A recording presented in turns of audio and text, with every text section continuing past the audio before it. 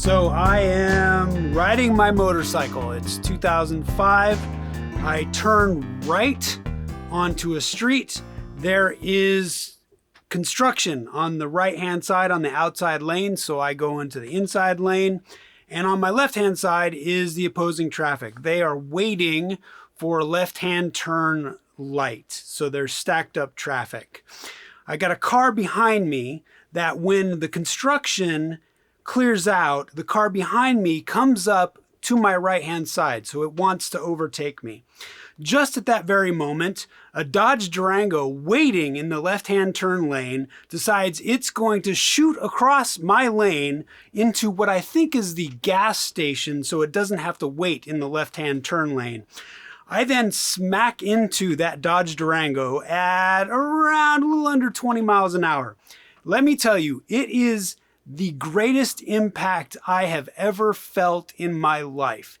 And my life became like a slideshow. It was tush, tush, tush, as I'm impacting into this Dodge Durango and the world is crushing around me. When I get through the slideshow, I am sitting on the street and I look at my left leg and there is an extra joint in my shin that should not be there.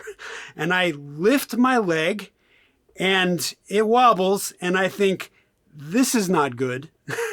Just at that time, the driver of the Durango comes out of her car and she grabs me and she starts to pull me and lift me up.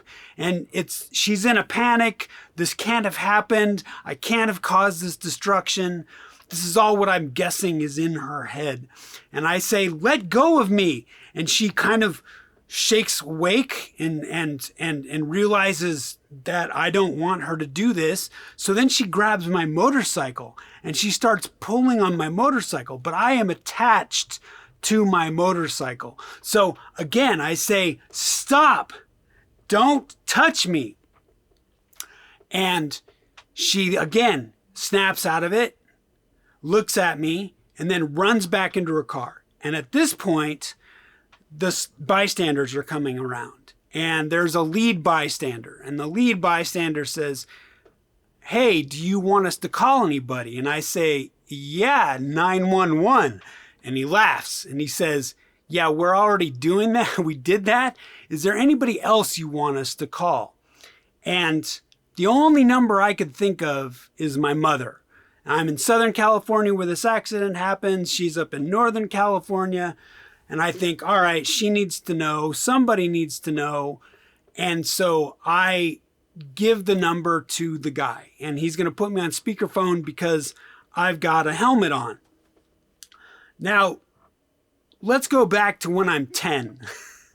When I'm 10, for some reason, I see some report or some documentary about people being damaged or brain dead or some kind of disabled beyond living a productive life. And it freaks me out. And I make my mother promise that if I become disabled or brain dead or something like that, that she has to pull the plug. And I make her promise that.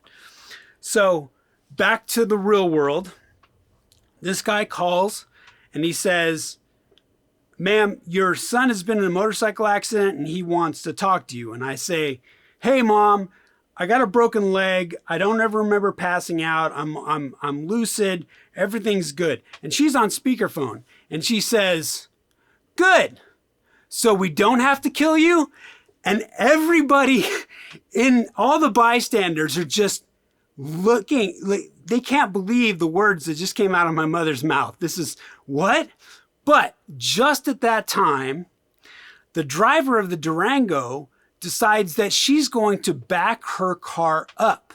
And the Durango is attached to my bike, which is attached to me. So she starts pulling the Durango in reverse, which is pulling on me. So all the bystanders panic, get up and surround her. No, no, no, no, no, don't move, don't move, don't move, no move.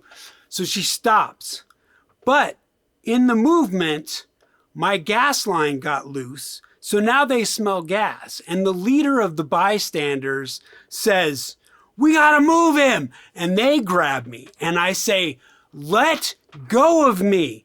And again, everyone kind of comes to their senses and they look around, and the leader, I swear to God, he said this, "Okay, nobody smoke."